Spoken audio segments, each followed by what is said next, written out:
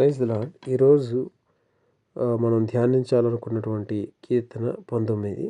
ఇందులో 14 వచనాలు ఉన్నాయి. దీన్ని 3 భాగాలుగా మనము చూడవచ్చు. 1 నుంచి 6 వచనాలు, అలాగే 7 నుంచి 11 వచనాలు, 12 నుంచి 14 వచనాలు.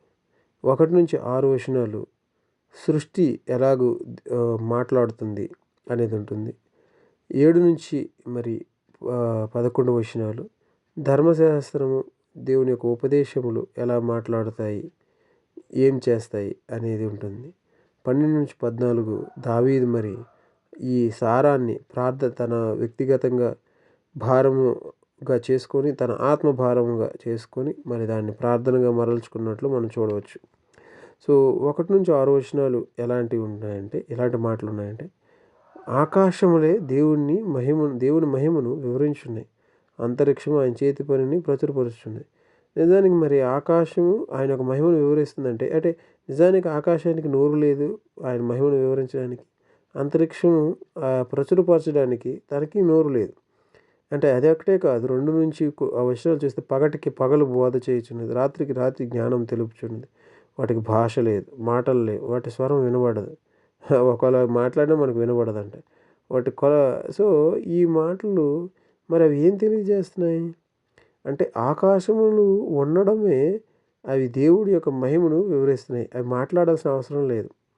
వాటి యొక్క వెరీ ప్రెజెన్స్, దేవుడు ఎంత గొప్పవాడు, ఆయన ఎంత మహిమ గలవాడు, ఇంత విశాలమైనటువంటి ఆకాశాన్ని సృజించాడంటే ఆయన ఎంత ఉన్నతమైన వాడో, ఇవే అంతము లేనుగా ఉంటే ఆయన ఎంత అనంతుడో అనే అర్థాన్ని తెలియజేస్తున్నాయి.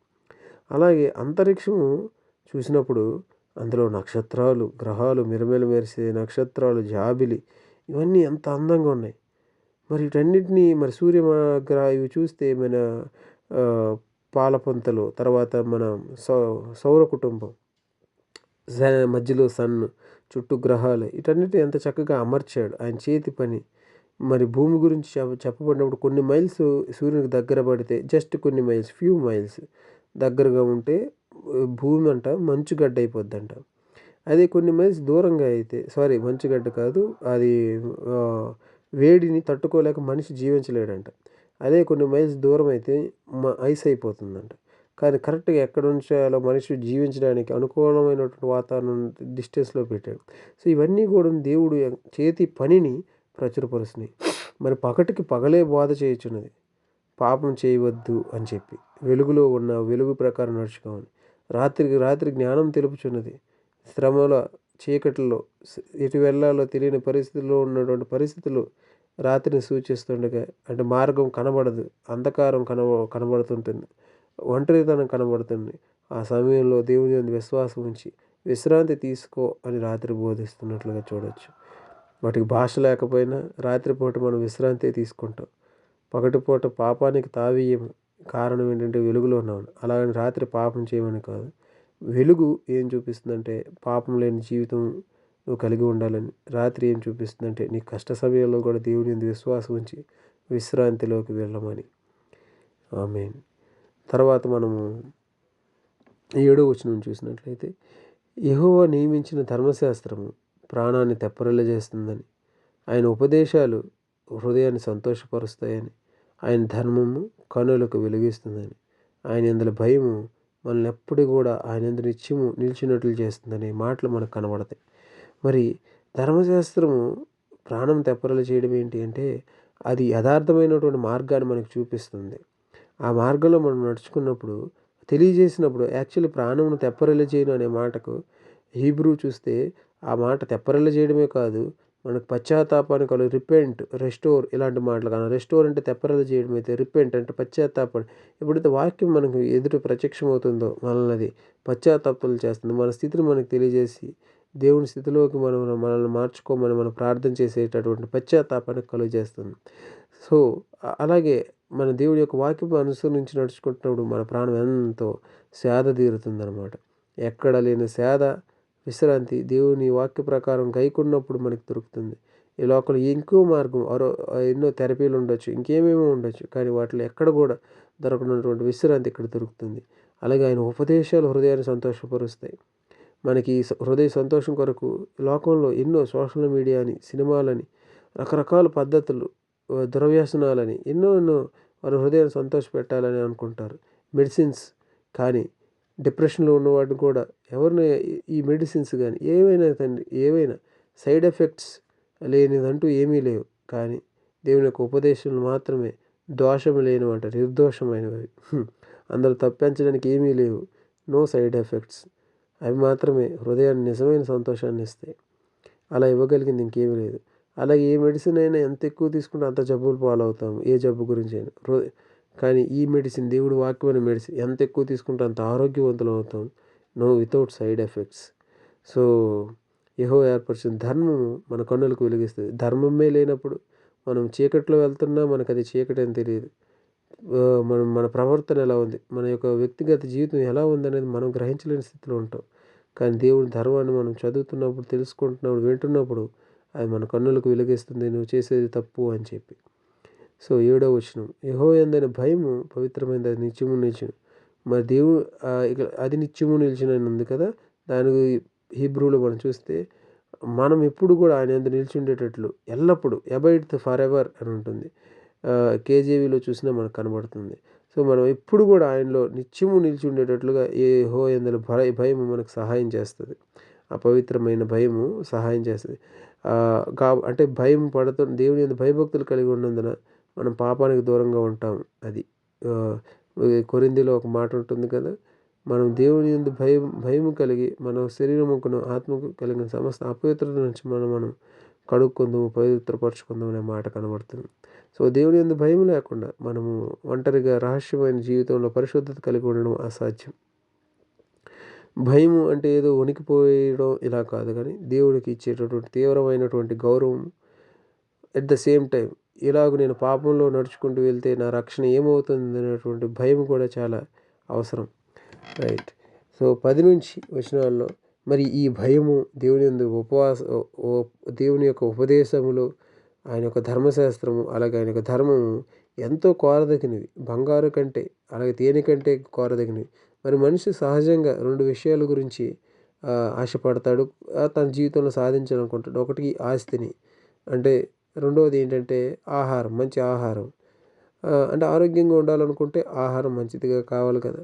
సో, అలాగే చక్కగా నిద్రపోవాలనుకున్నా సరే తనకి అన్ని పరిస్థితులు, అంటే ఆర్థికంగా ఇవన్నీ బాగుంటాయి. వితౌట్ ఎనీ టెన్షన్స్ అతను బాగా పడుకుంటాడు, చక్కగా ఉంటాడు. కాబట్టి ఈ 4 అక్కర్లకి మెయిన్, అంటే ఒకదానికొకటి ఇంటర్‌డిపెండెంట్‌గా, ఒకటి ఆస్తి అనుకుంటే అంటే బంగారం, ఇంకొకటి ఆహారం శ్రేష్టమైనది.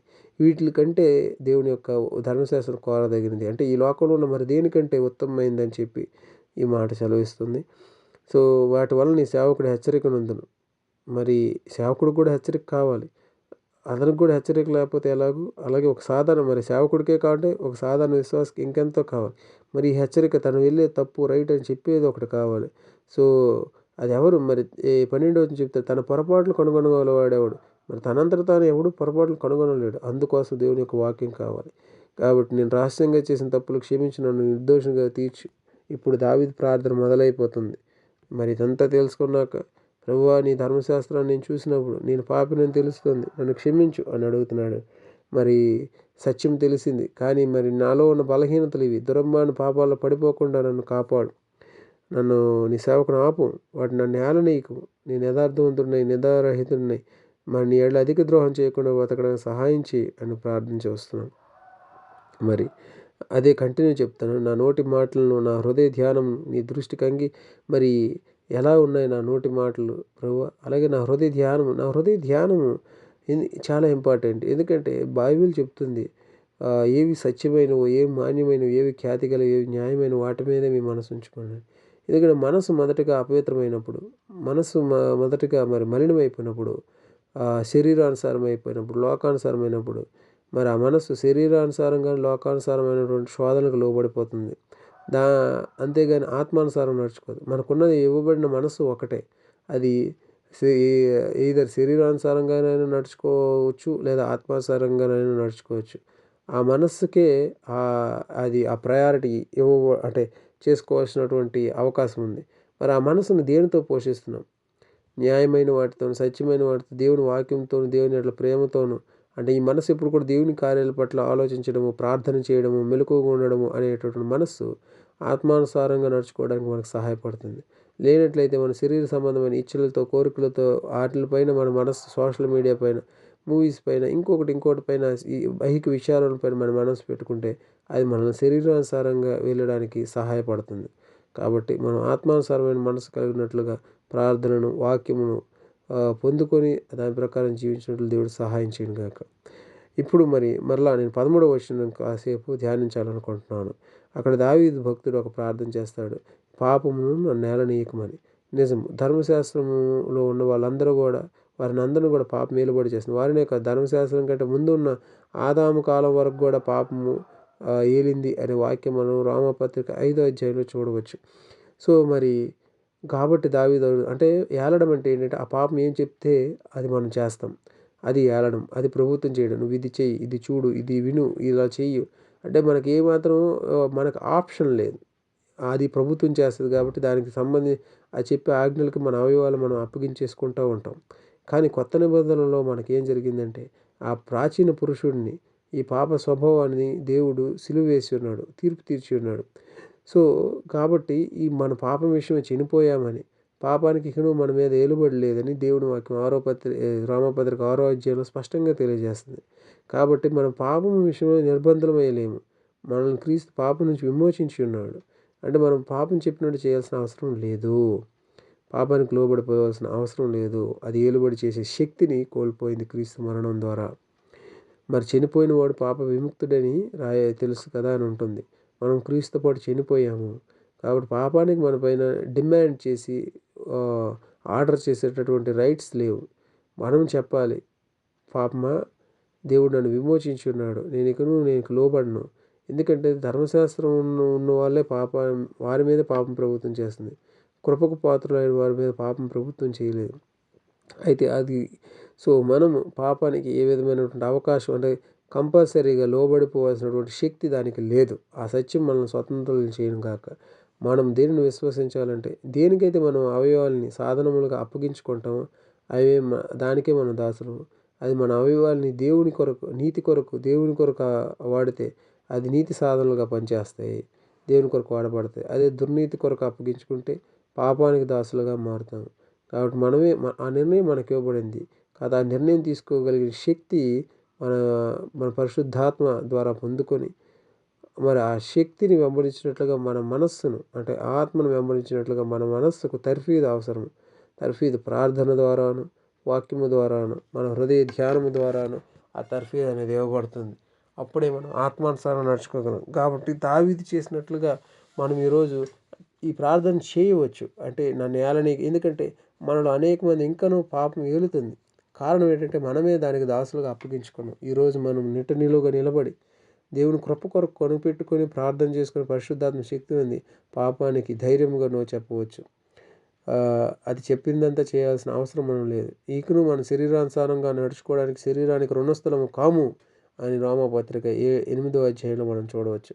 కాబట్టి క్రీస్తు మనల్ని విమోచించి ఉన్నాడు. కాబట్టి ఈ పాప శరీరం నుంచి మనల్ని విమోచించి ఉన్నాడు. కాబట్టి మనము ప్రభువా, ఈ పాపము ఏ పాపం కూడా నాకు ఏలకుండా నేను చేసావు, నీకు వందనాలు.